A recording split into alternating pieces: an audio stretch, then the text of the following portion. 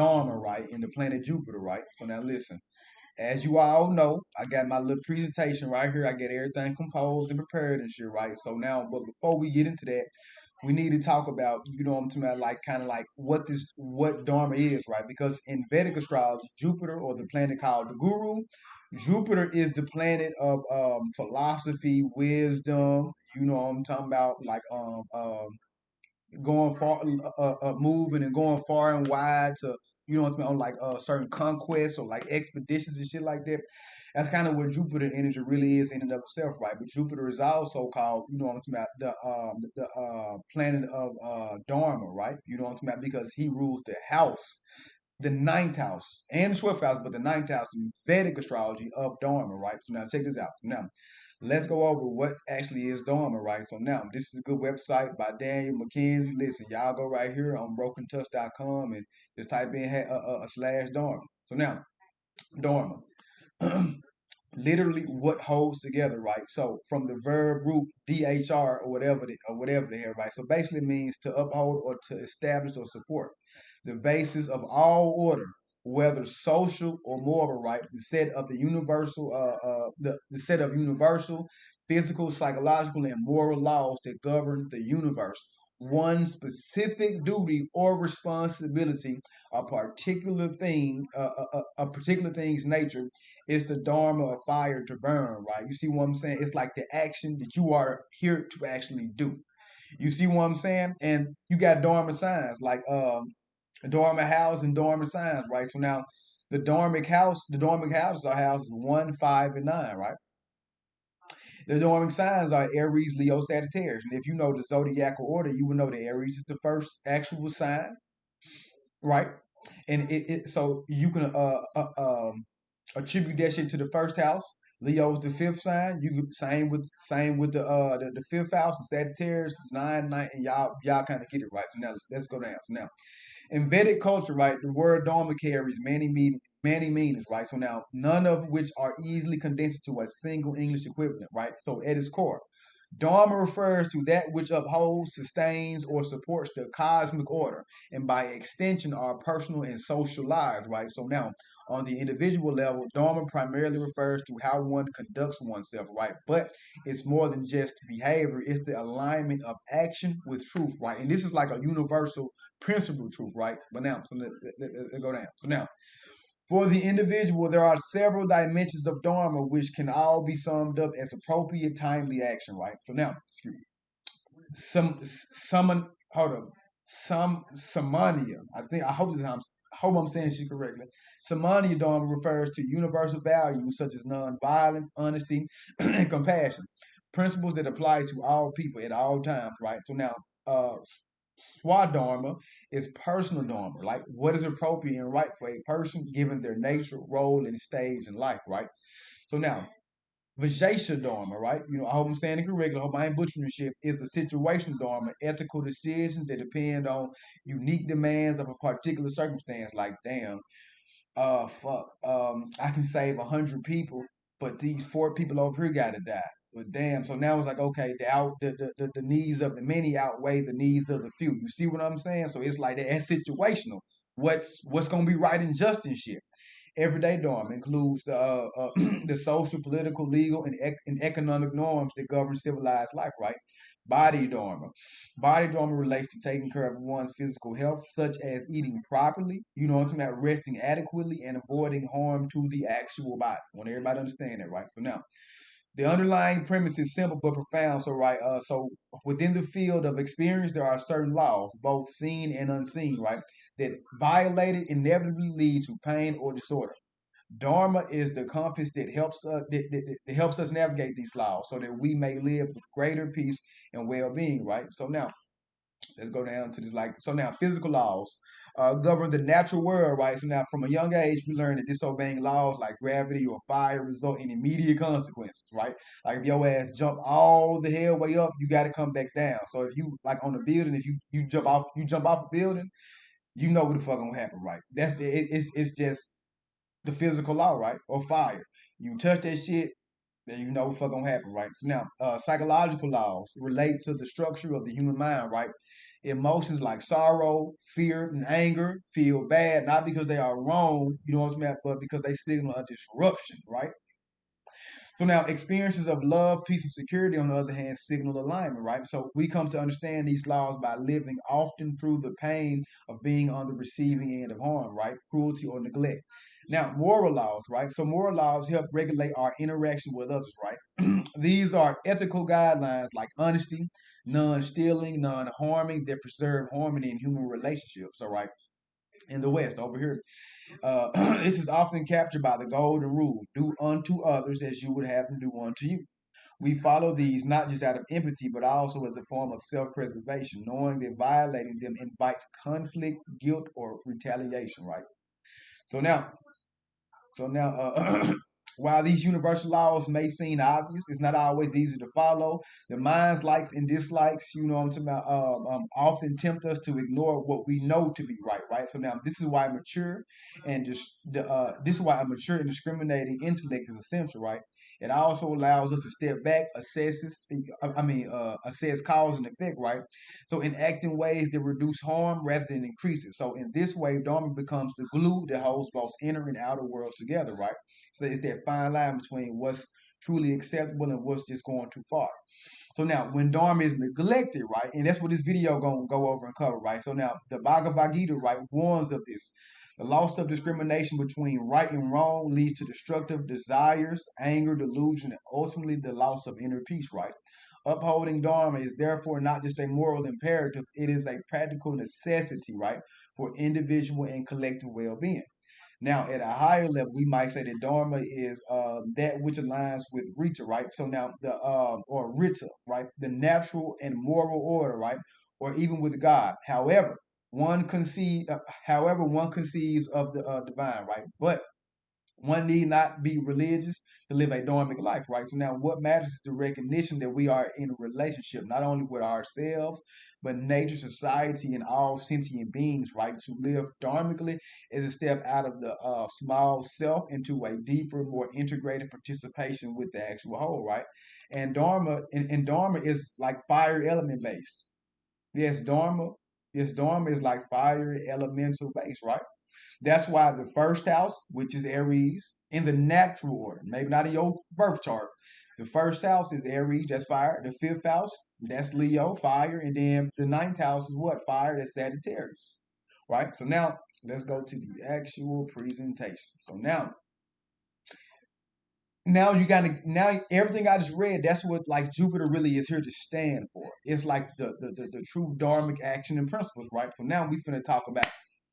So now, Jupiter alone, right? The soul's inner guru. So now, in Vedic philosophy, right, Jupiter guru is not just a planet; it is the living symbol of universal wisdom, the force that reminds you, the force that reminds your soul of its eternal path, right? So when you strip everything else away, like the signs, houses, and aspects, Jupiter itself represents the expansion of consciousness, the clarity of Dharma, the compass that always points to truth, right? The bridge between the mortal and the actual divine. It's the part of you that you know is right, not because of logic or fear, because it's inherently aligned with the cosmic order. You know how for some be careful for people who say shit like this. Watch out. No, no, be careful for folks who really say shit like this for real. There's no such thing as good and evil. Because the thing, a lot of times when you see people that say shit like that, they finna do some weird shit. They finna do some weird shit and justify pedophilia, backdooring people, stealing, thievery, cheating, or whatever, and then they're gonna look at it like, well, especially religious people, like a lot of people who might be Christian, they might say, well, God just forgive me, right? Because never, I always remember humans are very manipulative as a whole. I'm just keeping that shit a buck, right? But if a person say shit like that, man, listen, you really don't want to deal with it because they kind of letting you know indirectly without letting you know directly that listen, the way I view shit is very fluid. And I'm like, no, see, and that's where that chaos shit started to come where I was reading earlier. Nothing is clearly defined, so now anything can go. Anything can be worded a certain way, anything can be looked at this perspective, from this angle, this viewpoint, this lens. That's how they manipulate and get everybody. And that shit true. So now Jupiter philosophically represents truth without force. You know what I'm talking about? Faith without proof, growth without greed, abundance without attachment. authority without domination, morality without self-righteousness, right? It is a part of it is the part of the soul that remembers what it came here to do, right? Learn, teach, and uphold. Now, this is what it represents, you know what I'm saying, in its highest dignity, right? And we're gonna talk about what Jupiter can do when it's in a more shit negative aspect. Real shit. So now, the two faces of Jupiter, right? So pure wisdom versus shadow wisdom. Even Jupiter, the great benefic, has a shadow. So now let's explore both forms, right? So now, Jupiter in its pure form, Sattvic. And for those of you all who don't know what Sattvic means, I'm gonna do a video about these two. Sattvic is like the most purest quality of something, right? Something unfiltered. You see what I'm saying? That's kind of what it really means, right? So now, lives by principle, not preference, protects others with wisdom, not control, shares knowledge without ego, uplifts society, gives back generously, stays humble, always learning, radiates natural spiritual confidence, becomes a lighthouse in the actual dark. So now, this Jupiter doesn't really need titles or praise, right? So it is a guru just by existing. The true teacher is the one who has mastered himself, right? So this is kind of Jupiter in its most, you know what I'm saying, like higher, you know what I'm talking about, philosophical and expansive wisdom characteristics and affinities and attributes. However, Jupiter in its shadow form, tamasic, distorted. Tamasic mean like they kind of like all the bad stuff you can think about. Yeah, that's kind of what tamasic is, right? So now, Jupiter in its shadow form, right, preaches without practicing, right? Most people, like for real, most people really do that shit. Grows arrogant with knowledge. We see a lot of people do that too. Uses truth to judge or dominate. I do that sometimes. I ain't gonna cap. Becomes addicted to success or status, right? But rationalizes selfishness with wisdom, right? Turns faith into dogma. Seeks to be seen as wise more than to be wise, right? This is the false guru energy, right? So now the one who forgets that Jupiter is not the source, only a channel for divine law. The shadow of the guru is the desire to be worshipped. And that's how mankind is damn near becoming. Real shit. Now, Jupiter is the Dharma flame within, right? More than any other graha or like planet or what have you call it. Jupiter is your internal Dharma map, right? So when it's activated through age, transit, or realization, you start living with purpose, not just desire. So even alone, Jupiter in the chart says, here is where you must grow, and from that growth, you must give back, right? Real shit, because it's the wisdom that you learn that you were able to carry in your life, and whoever comes to you, you give them the results of your actions and what they led to, and how you fix that shit and converted that shit into something more positive. See, you turning your wisdom into like lessons for other people so they don't have to go down the same path that you went through. And don't our parents try to teach us that? Don't we hear when we was younger people like say shit like that? So now what can Jupiter do in the fire? I mean, do in the different zodiac signs with the elements, right? So now let's look. So now Jupiter in the fire signs, Aries, Leo, Sagittarius. Wisdom is willpower and Dharma action, right? So now when Jupiter is healthy, becomes the warrior sage, right? Wisdom is bold, fearless, and actionable, right? So people with like this Jupiter in these fire signs, you see where it say the natural leader, philosophical ideas become movements, crusades, revolutions. This Jupiter get up and say, you know what, we finna get up, we finna like, I'm finna put my people ahead. I'm finna make my community like this. We gonna fight to get on top. We gonna do this to get on top, right? Or I'm gonna lead my people by giving them like these new philosophical principles and ways of looking at things, right? So in hopes that it changes their mind individually, so we can come together with similar ideologies that can unite under one big ideology. Real shit. That's kind of like how a lot of religions or like spiritual movements are formed. Real shit. Even cliques there in the form like that, as you can see with this one. So now, when Jupiter is distorted, right, becomes the zealot or preacher warrior, right? Dogma over dharma, forces ideology, gets self righteous. We should do this because I said so. Damn, like some Adolf Hitler shit. Real talk. This could be like white supremacy. This could be black supremacy. This could be Latino supremacy. You see what I'm saying? Like that's kind of what you can remember. Jupiter is also still, and I'm gonna make another video about this, the planet of beliefs, right? So it's about what you believe and what you feel, right? So you got to understand, right? So, but the thing about it, it's an expansion energy, and it's a leader energy, and it's a teacher energy. So of course, if this planet get distorted, black supremacy, white supremacy, politicians that say unite under my cause or else. Motherfuckers like Stalin from Russia, Adolf Hitler. You see, when they take their beliefs and warp that shit and get a big ass following, they're able to move mountains sometimes in a very negative way. Real shit. So now make seek to conquer in the name of wisdom, forgetting humility, right? So wisdom becomes burnt, overused, loud, no space for silence. He who claims to know the truth but becomes blind to its changing form. So now, when Jupiter going to you water signs, right? Cancer, Scorpio, Pisces, right? So now, when Jupiter is healthy, deep spiritual teachers, empaths, and emotional philosophers, right? Wisdom is felt, not just known, you know what I'm talking about, but expressed in poetry, healing, and devotion, right? And what you gotta understand, and what I mean by wisdom is felt. You gotta understand this.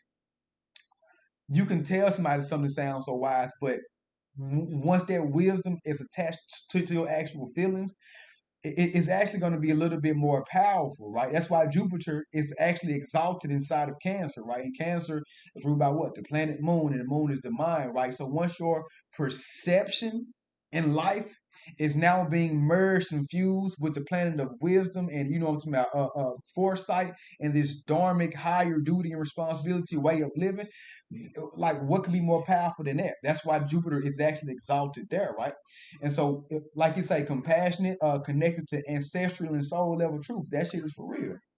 Teaches through forgiveness, dreams, and surrender. That Jupiter shit is for real, right? Because the water is about, okay, like there are certain times in life where we can't always use cold practical logic. Sometimes and this is how we keep social interactions and relationships together, right? We can't just be 100% cold hearted all the goddamn time. That's why water is needed. Think about it. The planet of wisdom, favorite place to be is in the water sign. Think about it. Venus, the planet of a relationship, the planet of balance, the planet of harmony, is exalted in Pisces, water, right? So what y'all gotta understand is that y'all listen, that is a very core part of like human interaction, right? Real shit. These emotional, having emotional intelligence, right? Real shit. So now, when Jupiter is distorted, right, becomes the emotional manipulator or the spiritual escapist.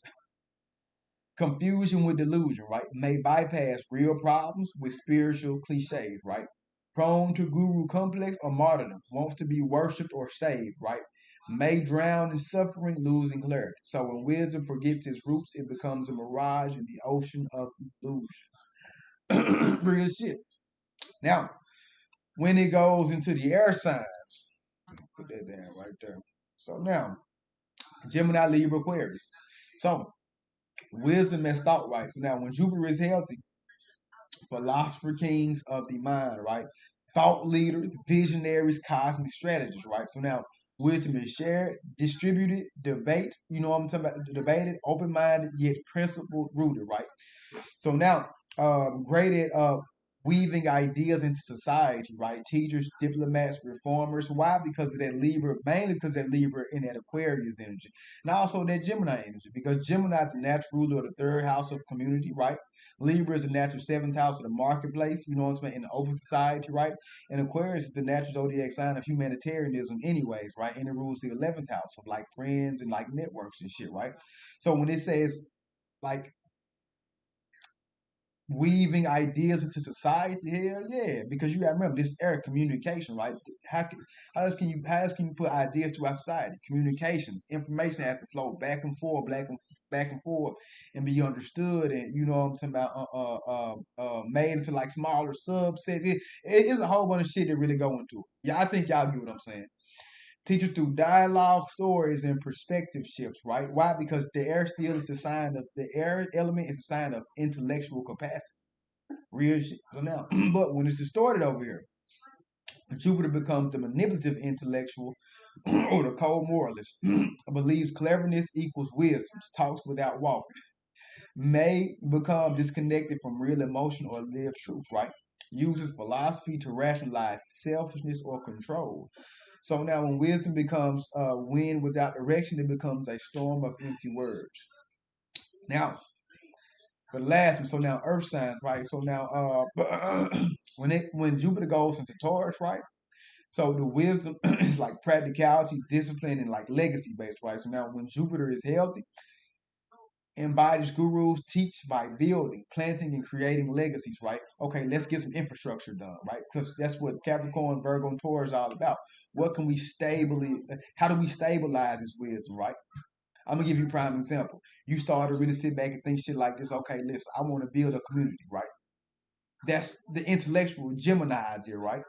Remember, because that's what Gemini rule. Intellectuality rule the third house of community in the original traditional zodiac. But now, okay, how do I use that wisdom I'm intellectually thinking and practicalize this shit? Okay, well, let me look at this Taurus, Virgo, Capricorn shit. Let's actually build things. Let's build the community. Let's get new this here. Let's get new. Let's build a park over here. Let's talk to the actual people, the directors over the neighborhood or whatever and shit. Let's see what kind of tax, whatever the hell we can get to implement new parks, new water systems, maybe a water fountain, better sidewalks. You see what I'm saying? And ultimately, that leads to people who live in those environments having a more, I'm talking about pleasant experience. And there's so many ways to look at this shit, but y'all really get it now. Seeks tangible dharma, schools, structures, rituals, temples, right? Very karmically grounded, right? Values patience and ethical labor, right? So now, teachers through example, right? So now, wisdom. Let me scroll down. So now, wisdom is the tree whose roots reaches into ages and whose fruits feed generations, right? So now, when Jupiter is distorted in these ones, becomes a materialist, moralizer, right? Meaning they like, well, they're gonna be they're gonna be using spirituality to just really like, I'm talking about make money and keep that. They ain't gonna really be worried about the actual truth and business. They like, man, I'm just trying to give me some shit. I ain't gonna count. May use spiritual language to justify greed, hierarchy, or elitism, right? So now hoards knowledge or status instead of sharing it, right? Becomes rigid, loses the mystical nature of truth. When wisdom becomes stone, it forgets the sky. So in summary, y'all, Jupiter is the Dharma key, right? So now in its highest form, Jupiter is a divine bridge between karma and purpose. But like all divine powers, it must be grounded in humility to avoid corruption. So now its sign, what I'm talking about, shows you how your soul seeking wisdom and and how you might misuse it when tempted by ego, fear, or control. Real shit, y'all. So listen, what y'all need to go back do. Listen, go back and watch this whole video again so y'all can really know. This is a really good. Now I'm gonna do a video on each individual sign too, about the more mystical and metaphysical aspects of it. But hell yeah, but now y'all got enough information on this shit so you can start weaving together certain ideas in your own mind. Maybe Mike can teach me some shit. So yes, y'all. But other than that, listen, follow me on all my platforms. Listen, all my platforms will be in the description section on this YouTube video. Like I said, share, like, comment, subscribe, all that shit. And I will holler at